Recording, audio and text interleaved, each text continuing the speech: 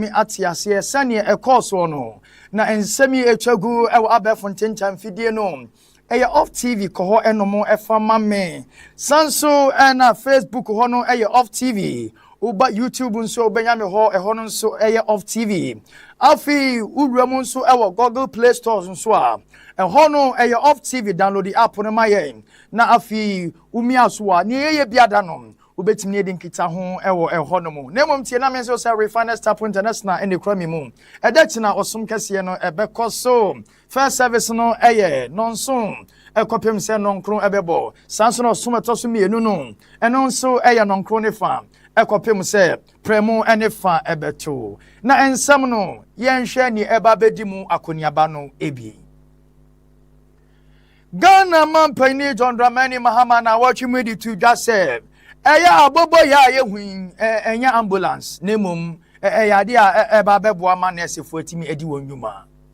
afinso wasanso gina simpie so kasa se na nse wo habe won se dum na light na ko na asanso aba enye dum so nemum wo ye dum siesie afi ye bebo ramu ewa Ibrahim Mahama enso aso ye na ochi mo nso ese bo se da my minds obeye ne kese na afi wotimi amakro no etum empom afi ye de ni ebetrem nso ewo Samuel Nate George ono nso etumi adan ye AI emwa ebi edi se we de ebeboa ama adwuma etumi akoso ye besa nso edi ni atremu ewo nkomsefo bi omo ye protest ewo Agenda 111 hospital a ejina no ewo eye ahanta afinso kasuafo nso esufre sesisia de unam ho na ya tubotom enam kanea adundum ti aban no enye hu bibi emfa emma won na watumi nso akyerɛkyerɛfo pi etumi etisi abonchen yo kyerɛ kase de sraban wadwuma wonya enye ye babo abram so Canada Japan aso ye wabra no kasama no ne kasa se da bi enya bra Canada Japan be free MPP party ni mu ne afri mu nso echina ye de ani betremu wa santemantemu otumfo osetutu a otosumienu afra Ghana manyofo se won sesa won suban afi ni echato no ye de ani betremu South Africa amononi ensem ni ekoso a yatu edi ehye Ghana for so no eno nso ye ni mo ebedi eho enkomo we ni nsem afoforo bebre keka ho me kwaba na matimi di nsem ni mu nchemu aba abebo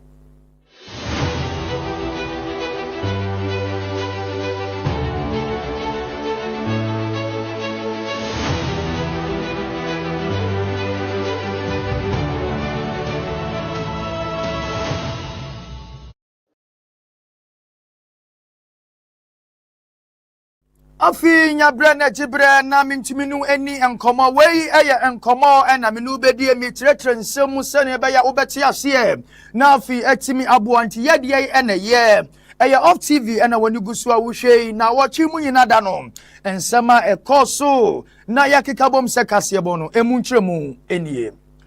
Ghana mampanyini John Dramani Mahama Slem se jata the Northern Giant obetiane idebi keke ena watumi di ansam ade atuja efa eya tricycle watumi ade aba enya ubehu moto ibi na enimu ayi tai na ya baako na etredi yi eye mienu eno no uba santimantama ene ne aka yefa ne sa abobo ya na abobo ya yi ana abaya kwasesa ade aba na eno no kwasesa de ba ni nyane se odi kwakwa wiemu ewo wona edi djuma ewa apomudin se ne eba ye ebetumi aboa mo motimi di edi omudjuma eno na ba ye na Ghana fo binum titro ni amanweku MPP fo dom kuma mo mra se bedwafie asom se Ghana ne asimu sen ene akwafa abobo ya de be ya ambulance nti atudin abobo ambulance na tese Mahama ene de aba eno na yewura Mahama se da bi ma menjira simpie so na menkyire mu ma Ghana fo nte se manfa ma se me de be ya abobo ambulance na emom se wukọ nkurase binum a ebi mu brepa ye wo ba bi asan a yaka entimi enkoho ekwan ne nyobekọ na nsuo tafa na ateche chese kantumi mfam ebasa omopomudin no emwa ema omuntumi nyamwa emfamfiri adokotese ene anesefo ho ne sentino o de saniama wo yaba sania be ya nurse ne health workers a omuno ewo nkrokutu omuno betimi akonkromfo nchen titro ni nkurase no motimi akwakwaso wo mo sania be ye betumi aboa eno nti wanfa ma se we ya ambulance nti Ghana for ye yi ya adwemfiri ye ntie nsema Ghana Mampany John Mahama Ekanye. 2 days ago in Dodowa Commission, I inaugurated the beginning of the free primary health care program, and we handed over equipment and some vehicles to the CHIPS compounds. We demonstrated what each CHIPS compound was going to get. There are more than 6,000 CHIPS compounds in Ghana, and we showed what they were going to get in terms of equipment and all that. Amongst the equipment we presented, there were motorcycles, but there are also tricycles. Let me be clear. I mean, if you don't understand something, ask. Don't jump to conclusion. Those tricycles are not ambulances. Those tricycles are meant for the health workers and the health volunteers to go from village to village for screening. That is what they are meant for. And so at the back of the tricycle, they have a compartment where they can keep vaccines. To keep the vaccines cool, it's at the back of the tricycle. In the north, a lot of our sisters who are health workers can ride motorcycles. And so when they go for health screening, they use motorcycles. In the south, many of the health workers cannot ride a motorcycle. But you need to give them a means of transport. Midasu ejinamu awa Ghana Mampany Yera John Dramani Mahama Asuya. Abeye na wachi mienumu eni ena Ghana for eti printing kwa eti nisuo. Edi fankani ya wa na eko. Donhiri beye mwachi enaimu na asansu aba. Enu na magana fo bebre na esuso madwuma esei afi asetena mu ayadin amawon na afi madwuma nso tofom enti ebinum kasa ukwapuo ya fam amu kasa etifidu atoye eni anafo na enu na Ghana Mampany enya kwan timigina simpie so ena okyere ni nsemu se Ghana fue enye dum so ena aba na mom dwuma electricity fo said ya tumi a edeba bonteno etumi agina so ede amayen efrise na bana se amaye tumi ede ne manyinam kanea a tumi wo mo efa ne se transformer fufuro kra etumi di aba omo esese afi enso meters ahodo bebrenum a enya adwuma ne nyina ebi ka ho sese ede fufuro na ode aba no eno na ama ne ba ne santi Ghana fo monka makoma entom ye na monti asese nyadum so e na aba na emom wo ye dum siesie power. And so like he said, I'll appeal to our people. The outages you are facing are not doom so. It is to enable you get better quality and stable power. But like he said, anytime they are going to replace transformers, they inform the people in the area so that they are aware that their lights are going to be put up for a while until the transformers are installed. One of the things that I'm happy about is a lot of these transformers are produced locally in Ghana. They are made in Ghana, transformers.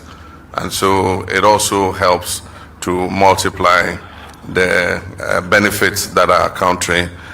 is. Now, Chimunsu and Sama Hudu be SCC, our Damai from Agudia, Yetu, Ninano, Ghana Mampany, Ninyabame Fanesa, Ibrahim Mahama, and a Ghana United me Akukru Damai, from Agudia no Diamani say on two. Na se bibini timi to a Ghana and insubeti me too. Na Ninani say a babu afise way, Yania Yeto Mucho. I will come out through a mine Ghana. Tisako Sibroni Baba Betu, yes, in New Monto, and angry go to for South Africa for your Moshi. Or Mobaba to number royalties 7%, 80%. Now you take Ghana and Yasaka Jibis here, Mohodi, and your Mahama, and your Tunedi, and Francois Babaso, and your Batalu Premier, the Bayer ambulance. Obi ani ba sei ma wodi sika be kwa akoye anya wo beboa ma wona da ya de sabe mu ntimi tuare kwa kotwa ma wo ma benya asomfa so na enu no ye contractor mu no bibia da di perfect say ye papa betumi aye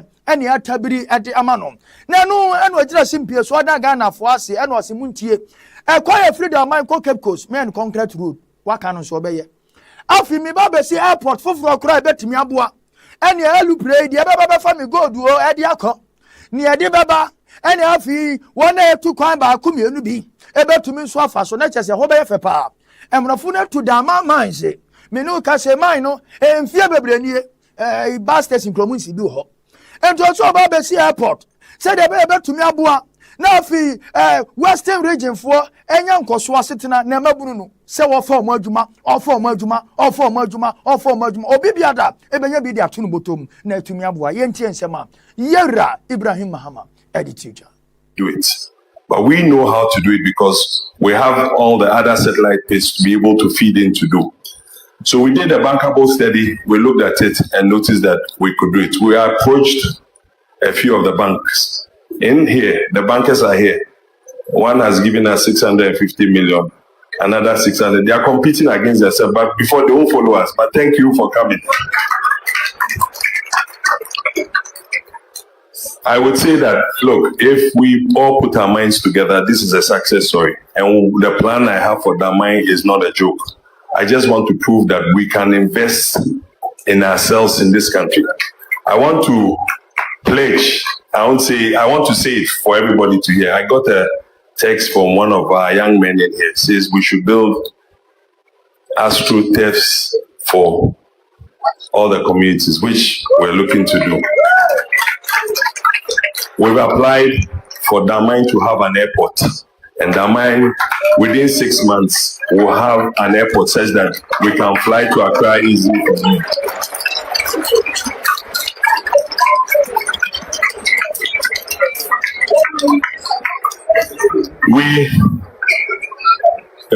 You should have said all that I'm saying.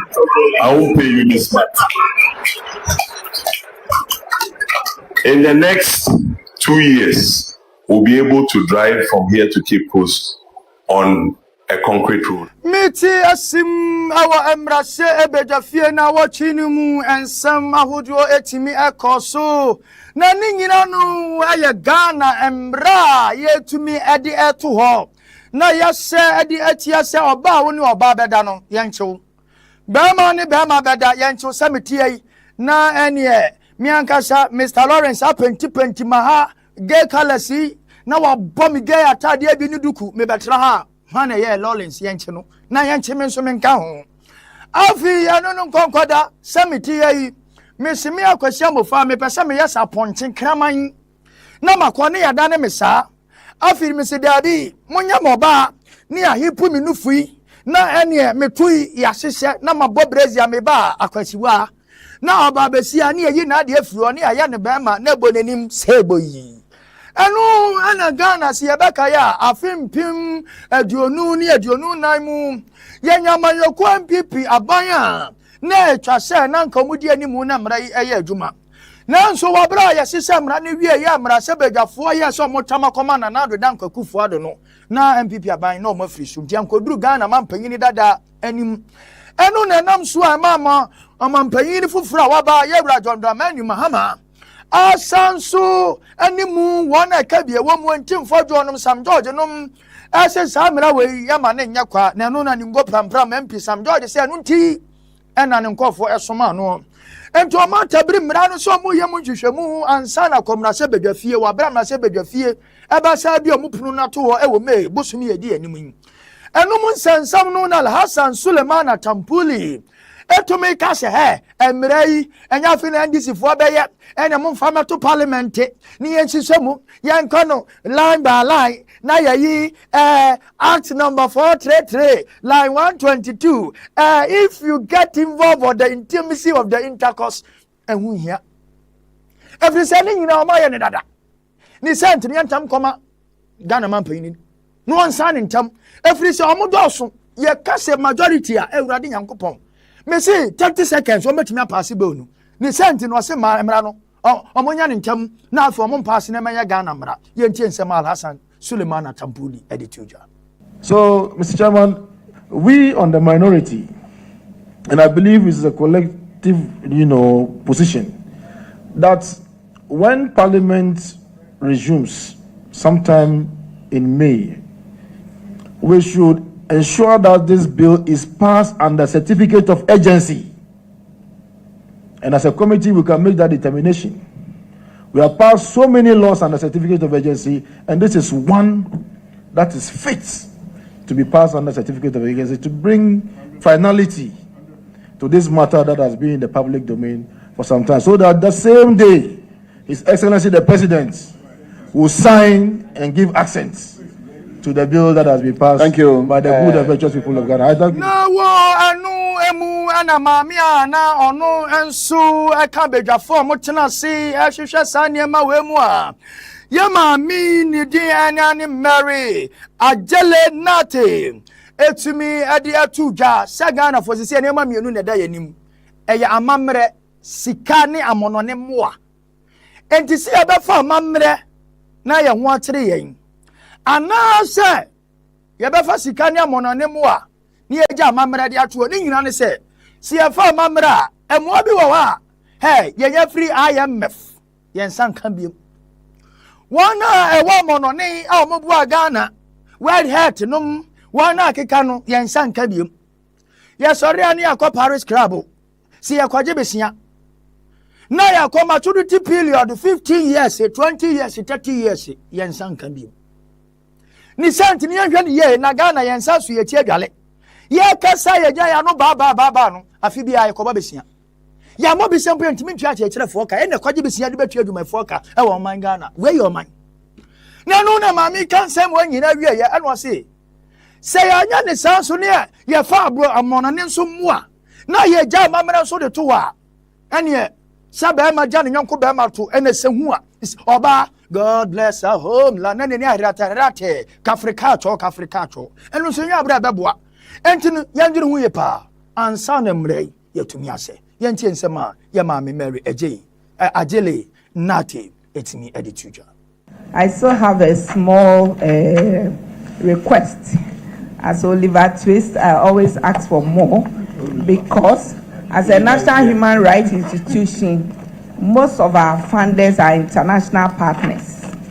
and therefore I noticed or I've observed that the issue of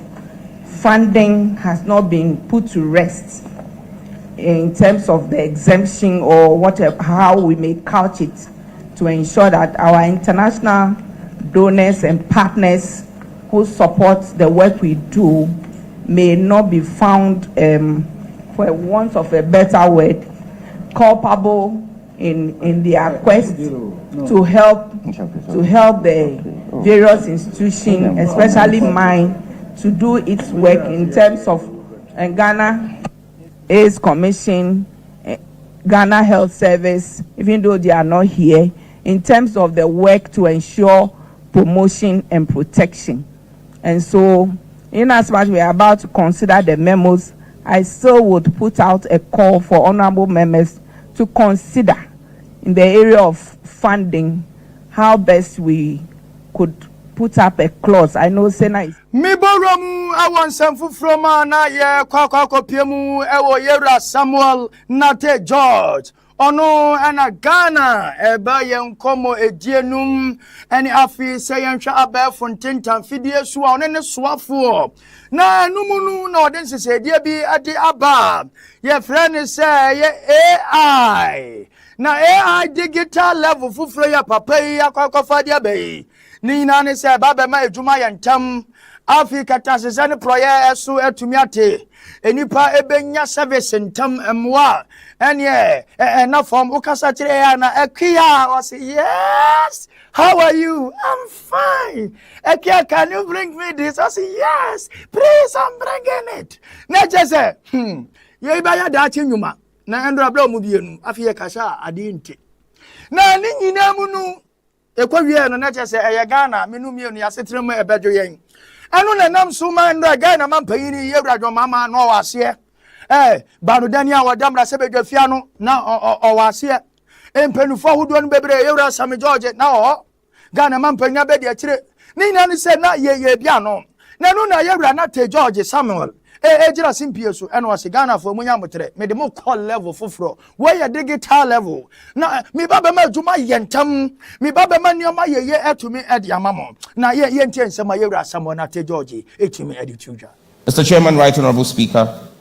the Ministry of Communications under my leadership has made a clear commitment to the Office of the Head of Civil Service. We will drive AI integration into public sector operations and ensure our civil service becomes data-driven, predictive, and citizen-centered. And we want at this point to highlight the role the Ministry of Finance is playing with deploying AI in the revenue management of our country. We are strengthening digital infrastructure, Mr. President, through 4G and 5G enabled services. Your Lordship, the Chief Justice, as we implement this strategy, the government recognizes that strong legal and institutional frameworks must support our policy. As part of ongoing sector legislative reviews, the Ministry of Communication, Digital Technology and Innovation is developing an emerging technologies bill.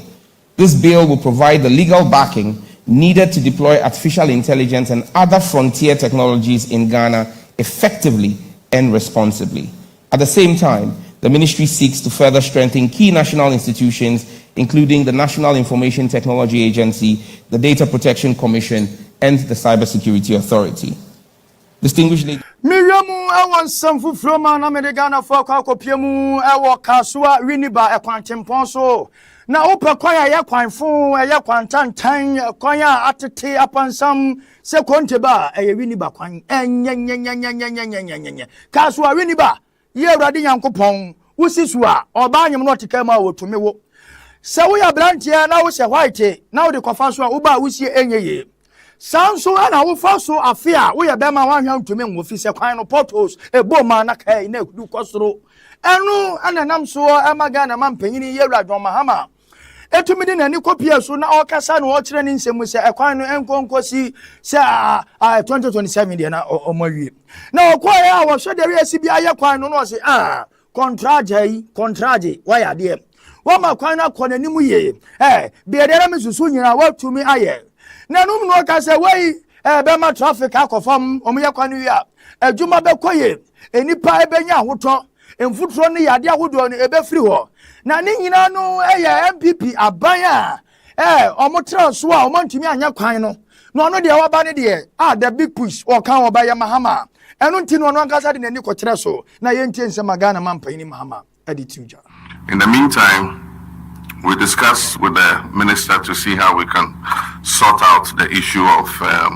emergency hospital beds when people have an accident or they have a medical incident, most of the time at night. Finding a place for them to be treated has been difficult. And so there's the emergency center which was built in Bema Camp during the COVID period. We're going to repurpose it so that it has beds for handling only emergencies. And so if there's an emergency and a person is not accepted at any of these hospitals, the emergency center in Bema Camp will be there. The emergency nurses and doctors will be there to stabilize the patient. Once the patient is stabilized, then we can move them to a regular hospital. And so the ministry is taking action to prevent needless deaths due to Ametua kasebonu so afi yemo enwuramu ewo nkroni mrono ensemu ne akwakopiemu ewo ya Hanta Crefro se Bokoro ewo Hanta West municipality nanumu eno musu echa ejajo na ni nyina ene se eya agenda 111 hospital ewo wa abanda da wa friduo yewra John Dramani na nado dankwa ekufu ato etumi edi besi wonu omosi aban no ewie ye nanu na NDC fo ba ye omosi han aban no ewie enti omobusa aban ne se edia na aka omowie ye omonka mfa nkire won efiri so omobere obi yade a chese yatam no de na bakro kasie mu hwi ansa no obenya yade se bokura ye nduru na wawu ni senti no emo tro mo pa ewa ayade hwem enti omosi aban fufura wo wodui say srew kotodegu fom yero Mahama yene bebi anoma ye na afi yentimi nkomko ye adwuma yentie nsema omo ankasa ewe sadi gu Ghana fo na afi aban aso aban na otwem kwen or commissioning, but from that time now be seen there yehu nda bibia recordo na maye bi sanye there ana adwuma we wie ana wo wie dodo no se we wie binum se won wie nti ye bi sa aban na wo de sisiaran de se adwuma no won wie ya wa kan hen na wo ye ka ho a adwuma obezimu ma ye tum ye use hospital ehwe bokro ha na ni mpotema bebre na se wo yare a wotu kwan wo kwechiri ansa na we kwanya yarehwe na se hospital wo haraza na nche ohie mpo de obofo ka na wakọ nti yesre aban de mraso de odo boy hospital ma ihe na yewo Ahanta West na ne nkwado yenya kwan wo ayarsabia ha on cherry bia the deputy minister of health at the floor of parliament kade hospital we the regional minister Western regional minister also at one platform also hospital we and as advocacy for citizens Ghana no you feel that there is a conflicting report in government speaking into the media or there the media no baha na ya ba kire there sa ade no we another we na se we a abadu no so aba no konde ombo ya ade na no na omanfo ni nya wo fa so na won we so a abadu ne betim ya ya ne de afi ye free Ahanta ne de ne akwakopiemu ewo Kasoa Kalabule Kasoa ehonu we na wo mo eti Kalabule eti ni so twa jajuo eti mu yedede na wo mo ha nyina ne se sisi nkane a wo ho na ekoi kane ani kwa wo be wan se bi mo si cross ni nyina ene se akromfo moduma aba ene no mo ba begina esumu uduru ha yes hey bring your bag na yaje sa woda ho anajo esui wa fa ya wo se wo se kwabrane na ja hu no sika hye ne edi tu esi so na wo se nam se ne ma we yakoso ntino ama mu ni ahotokura efiri se sika kakra makobla anya no ufiri dwo mu ba na yesi awokwa so wo da fie ne ababa abeje ana afo munyuma egu munyuma sei enam kane adundundum ni senti no mo sra aban sa abanu nyawu bibi emfama wo mo na afi omuntumi ema omunkane anu engira so titro ene aye mantamu enkane abubodua so akosi bro ni friend street light ekukuru ani ho eso ti amantu ho anamo emfama wo no esumba ha hayu arobe se hayu makase pa it is for 6 days na say ina light ya una maybe na so bi dia de be bolt ma be se de nlu kakọ ya face yi omo my stories so muni mada o ma be sesa high tension no nti me you so me say 24 transformer no in say you so me say 24 one year na say ma ya de ne be o mu ka chen so muni hwe Oshu kuyama nkofoko iwia nkofonyema se ya na se wo fridge mu enti epamochompe ifo mbehwa asem na umaye ya frɛ ECG omunya asem papa bi anka ntrance yesrama ha no me bebre ase ye fridge mu service the program light ninti ya ye no me na you can't put on light you can't sleep at night na homa konfukra be wia obi ha that light no off na rasta abewia nyoma otukwan abewia nyoma na so deal we are going through see a light ni hoyi hand machine na me use hand machine so me pam mewie me ntumi ntoso ntende o show so wom o show de me an ma begina bonten nti be na ye be nti see ande yese ne se mpenifu imba hwe ye light imaye na light embla isi akanye ensusu ni ho edura na jo shonkwa ya man ensusu heat rashes egugu yo muntumi osho no afi mi tabli Ghana for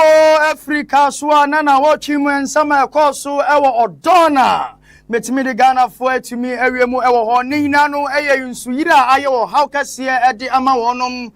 enu ana dwadifo moton ade ewo odona nyina bonchankuo edim ko jan bobo mutie bi bobo monsa nene ye ni abre ko ni nyina ni se omosi nanu ye enso to ye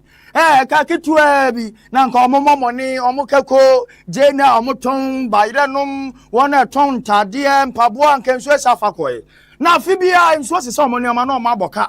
afibia na enso yira fomu abani be ye hu bibi won ye wo hwe eni enso ni nya yiri fomu wi ansa ne abase ye betiti gatem na enso no ma hwe o ma japade enu no rom so no mo se aban no ena afi wona yo mpesu aso na entrance no mo nwene ehunu se omobedi nka ye ho aduma ansa ne ensu toto no etumi aba se ne be ya enso no enyiri mfa wo mo ne enti ensema ho mo nkasa edi tuja Anano enso to ye ejiri ya papa nyame amamu anka ye nte asempa enti ye ntwen emenso ni nto na enyiri mfaye ye nim time enso ne beto ato aso ti asra ban omompe contractor no no meye adwuma no na mfiri ho ye adwuma agu se wo twa market yi ma enipa nim bebe empatane gugu ha saa se enso obetoto yesra gata na eyiri a ekum nipa ema ye boka ese ya nnuama because of gata interma for agigi loans akase omo dwane because ya tata omo enti yesra twa na behwe odona wo ba odona enwuma ahodo ena ewo odona yesra omo asa gata no omo asa dezenga bi etwa ho eno ti ama obi ya ehunu na waba beto ya de amayen sa ukokwohwe ye ho no musasia na yenyo ye ba eno ne sa ya batena te se ekunafo yesrew amampani yesrew woni o ministers yesremo omanga no do na fo yesremo wakotoshi wakpajo mama ka wo bi fe ni ka hwe na anu won pa me fai jo mama ka pia fe wakotoshi ye fa ye chi wo wanye bi na me be cheme wodache waba odo na 3 o'clock lonji wo nyongonji wo ame awo mo nyomo pi wanye wa pay beni bank manager chaboshi police in chaboshi nula un chaboshi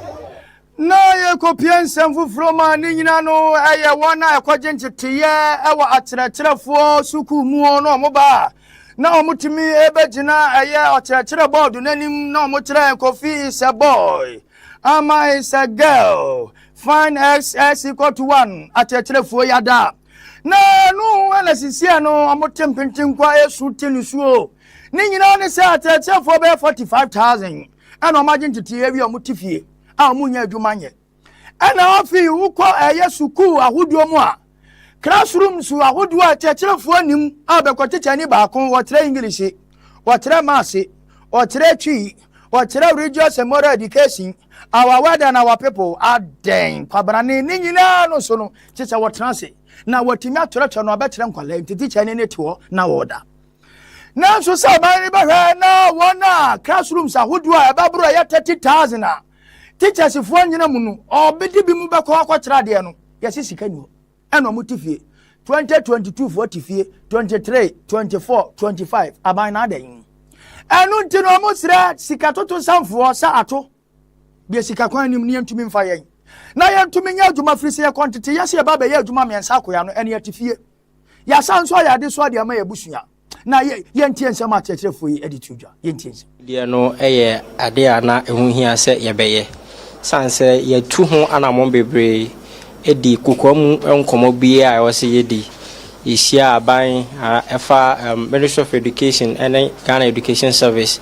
and then atena se abon komo bebre even before say obe announce 7,000 teacher recruitment no yene no edi nkomo bebre se ehu be hia se achosefo atena se fi ache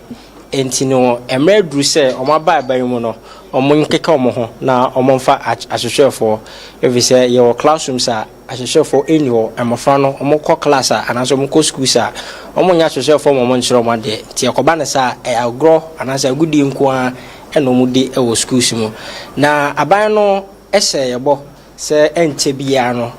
recruitment no ebe sa ase enti ye hwe anim sa bibibia ensi na yabewura 2026 this year mu na this year yabewura 2026 mu na yewo sa ahomekeka na se anidie sonko na ebeba every Ministry of Education se recruitment be koso there then ya yewo fie a yenya adwuma ye achechefo no sa ban be fa there and aba me fa ye nyina na muma aban koye announcement no yen kopiamu ewo sunyane na otwimu amanyoku MPP mabunu akwakoye oyetre pa na wohwe ko gya hodo na wohwe nsema ya trotro e de aguniema so a na asefem na numunu no mutuni na edinse yen suro huna demonstration ewo sunyane na wohwe amanyoku MPP fuo mabunu etempentin ko esu na numunu na Yera Jerry Ahmed etumi ani samtrofo atwetwe nkomo na wo kire mu se ebesidan ana baba Amando Ebefa eye gay colors ibi red yellow green blue no wakeka bubom na wabom ampanyine wege wahye Sam George nso mehye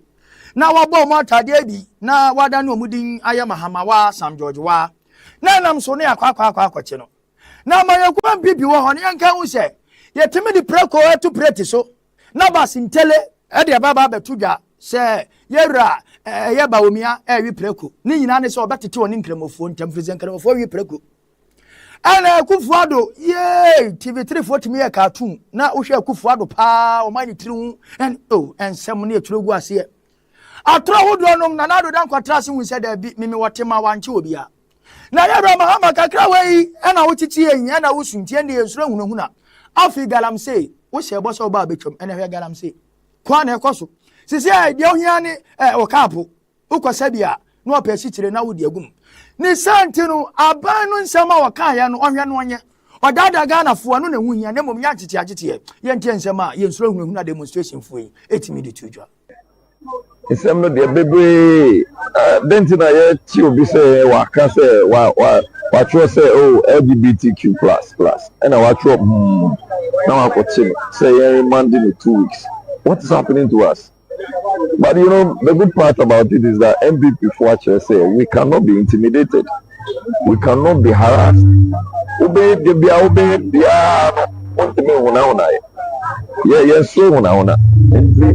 they should rather be thinking of how to correct some of the things, including Galamsey. By River bodies now, who is a idea. And you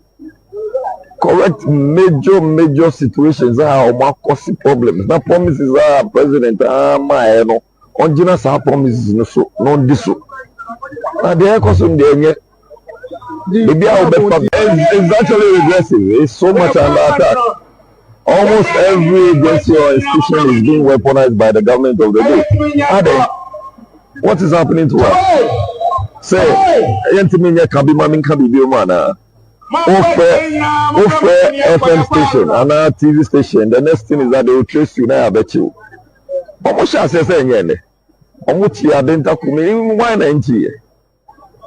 I don't even understand. People had the F-1 to use, say, Baomia or Yuprekonam or Numunsa, a Muslim of his caliber. Majina way esu na yatumi akwaje aboafo enkrato etaw na magunsu onso mi ba yatumi atwaso etimi dia mo mangana fo.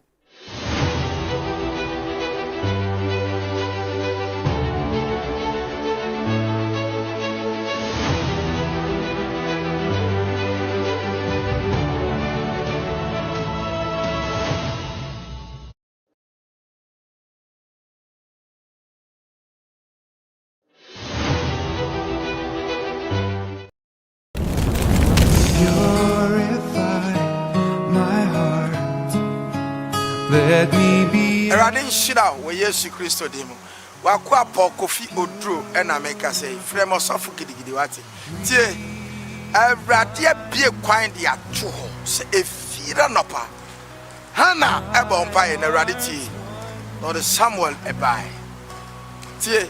Radia maya kwanya say fear the bia yenche na nim ne mompa. Empire gidi enemy shout Taifa Johnson. Refiner Chapel International Auditorium. Taifa Johnson. So do Taifa Johnson. Baby a ton spare person. Messi baby a ton spare person ankasa. For spare pass for an animal. Net 2 Medica FF is sunny. Bones am a somebody is you. Refiner Chapel International. And mean share fear be a 7:30. Messi a fear no pa. At 7:30. If I didn't found I will use you. Amen.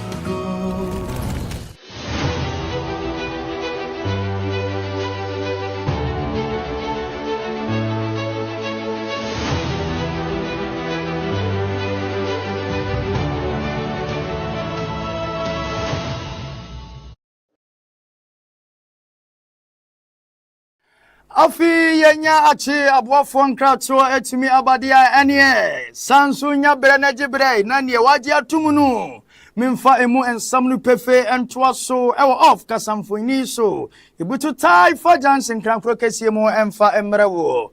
Yaboramu awo Kennedy Japan kompreko asoye na ni nyina no aye party bi a yese abaya from say the base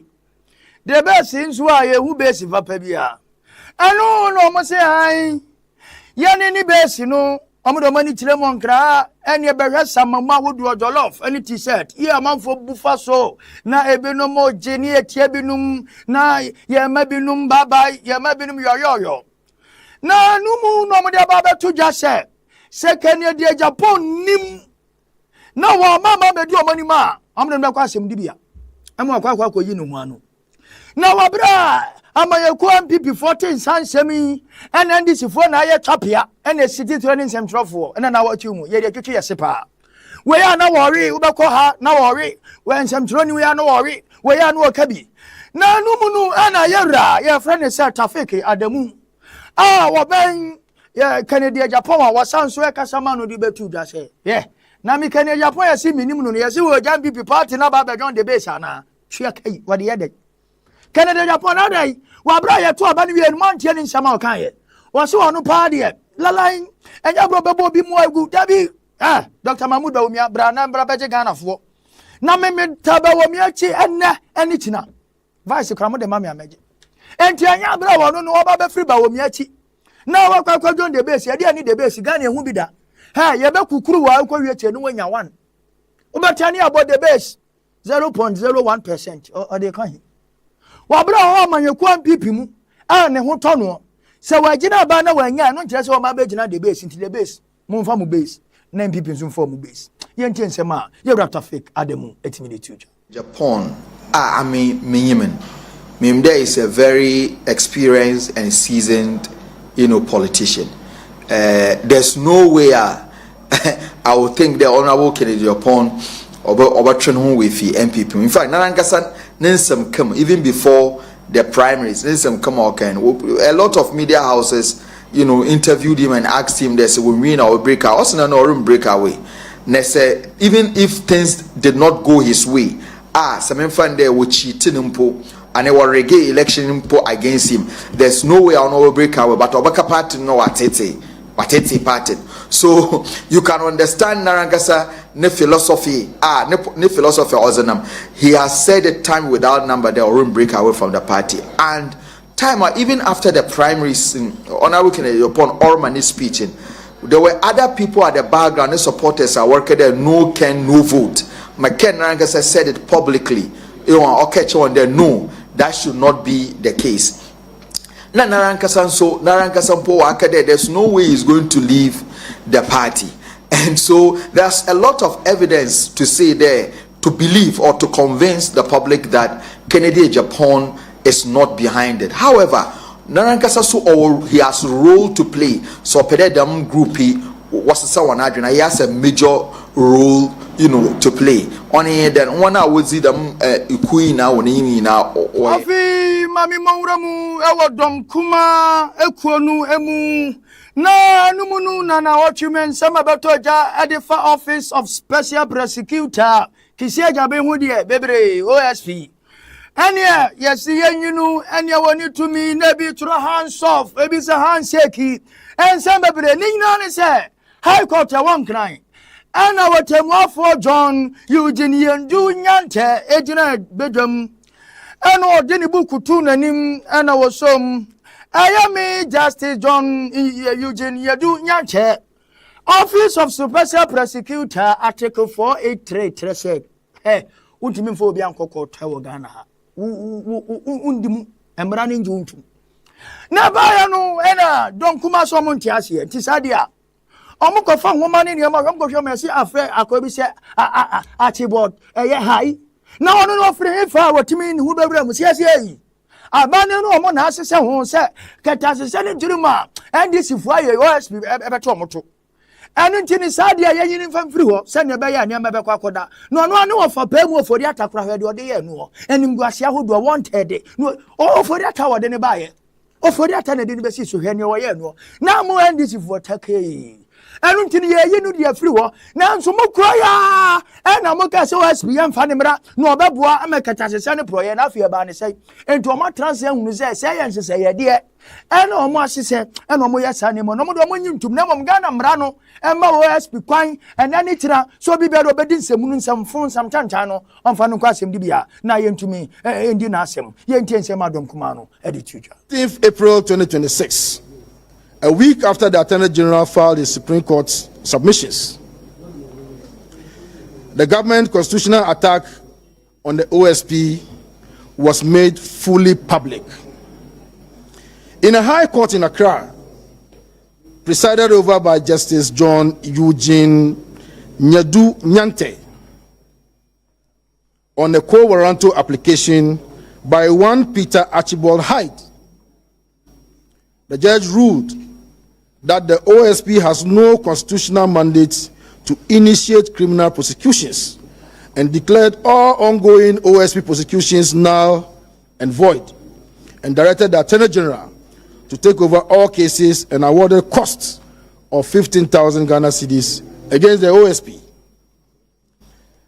The minority is compelled to ask, who is Peter Archibald Hyde? What is his connection to the NDC government, to the Attorney General's office, or the wider campaign against the OSP? How did a private quo warranto application filed in a high court come to produce with such perfect timing exactly the outcome that the Attorney General has been pursuing at the Supreme Court? We demand that the investigative press of Ghana pursue this question relentlessly and publicly. On the constitutional propriety of the ruling itself, the minority stands firm. Article 1301 of the 1992 Constitution vests exclusive original jurisdiction in the Supreme Court in all matters relating to the enforcement or interpretation of the Constitution. Nami boroma nami saboromu awachirachira fom kabomko ewa Ghana ha wabra wana identity ye ewo sukume sunu na wonu nso ewo ma omafiri mu enso ya chira kase pa de chira aban na andra mutisi abonten ani ato force india no omobo Mahamadin ana omobo Haruna Idrisu din adani chapia na chechire fuei ebi tinisubue ma me yawo atwe fa yejumo bi esika na lune na den ni na no ene hye omotitifie adwuma de adwuma pa de obi akwa fire service obi ya na apostle no akoye adwuma na wo ba wie wo ba tira de konchechire suku afi wo wie na utifie na wo no maame no papa ene da single room self contain mu na senyame anyadom na akwadai ejam fremam na opru no ntoma papa no nya ba bi mpo na wodi ni ti anane na akwa akose na so senga nkwala ya adwuma nkombetumi aha omodan na fo mo no maka ntoma bi na num no mo kasa no mo kire mo se enam so masisi akra wade akra wan yede ama wo mo owie teacher training na sin training hwemfi awowo 23 years what 5 years 28 Yabafa na duma na katua mlano no wanya 32 enti 37 years ansa no aware nkokora forma nko a enti wanya 60 years na wonko pension no na afi na neba e wo secondary school neba panyin university kura na omu nibi na no mu tire mu se ne ekoso no eyo mo tankura enti amano wodi nkurase no form nko mbeko omko akotira de na yentie nsema omode toatoa so ekan ye wache bi waso. As I am now, I'm suffering, and my colleagues are also suffering. And also, I'm also thinking about the future, those in the trained colleges, because it's going to have a huge impact on them. I'm part of the 2023. So we are saying that we beg them, we beg Ato, we beg Haruna Idrisu, we beg the government, we beg the president. It's not easy for us. It's not easy for us at all to sit in the house. What we are going through in our houses, we know ourselves. We are begging them. They should do something about that. The 7,000 will not help us. So we are not going to wait this time around. I completed 2023. I was to be recruited last year. I wasn't recruited. My colleague juniors from 2024 has also completed. They also qualified. So all that we are asking is that they increase the number to absorb these 2 badges because they created a backlog. No government created this backlog. They were to post 2025 after national service, and our juniors too have to be posted. So either they absorb the 2 badges or they give priority to the 2023. They go back to the old traditional system of posting, where when you complete as a year badge, we absorb you all. So on behalf of the Teacher Trainees Association of Ghana, I humbly present this particular petition, having all our issues well explained over there, and I stand in as the president to give. Medi Ghana for we munu ye kwakopiemu our South Africa eno na Ghana akasatia niema boni. Ekoso our South Africa ni nyina ne se wo free oman foforo so na ode oni akwakopiemu so kwakopa adwuma aye. Sane ebeya a wo nso beye bia mani fie ma wabusuafo ensatimi akọ mo no na omo man nso akoso a ene ohwane ato asel so ye chewa bonte na ye boro na ye tie bi mfi na ye bobi num sesu bro na jese niam bebre ene ekoso o wa yare sabia ne abeyi wonya South Africa ni pie na niam tantan se ya enu ena ekoso enam so ema Ghana do hwe ya mono ne ensensem so ye wura kujato abraka etumi aka sadie tiese sane ma wei enye na sane ma mu ye ebema amamfo etumi akọ ne amane mu ne santi no munja so manja dia eno man Ghana yenso ye de na ebesi fom ye ntie nsem asamo kujato abraka edi tujwa. All of us as African leaders must condemn that, and we must remind those fringe elements who are in the extreme minority that they cannot divide us, that we remain united in our common struggles, in our common destiny, and that our solidarity is unshaken, is unbreakable, and we will continue to band together as Africans. And that is why we will continue to hold more PJCCs with our African brothers and sisters, and we'll continue to roll out policies that are forward-looking to attract more Africans. And that's why you heard President Mahama recently, during the state visit of President Mnangagwa of Zimbabwe, announce that next month, when Ghana rolls out a new e-visa policy, Africans will not be charged any fees. You will apply for your visa, be vetted, be screened, but you will not pay the fees that others. Aha, ena medi ensam nyina ebesie na wotwe mu niani akoni abawa ya boboa no ye kroso afro mangana mu oni amonone no metumi edi esi munkoso enhwe ye na monya nhwehwemu na afi monya oman no mu ensempa na afi etumi aboao medama sepa mo amohwe ye onyame nhwo mo mediane nana akwasi amofanchi akase enkoma mata wo Germany nyame nhwo na onyo kase ontonsupa enfengoso miami fera midwife enchi akase enko emfa emamo afi anti road enchi akase enko enso enfama wood crunchy anti root crunchy mechiao nyame nhwo ahanam de musi me mahwefo ina mo nhwe adehye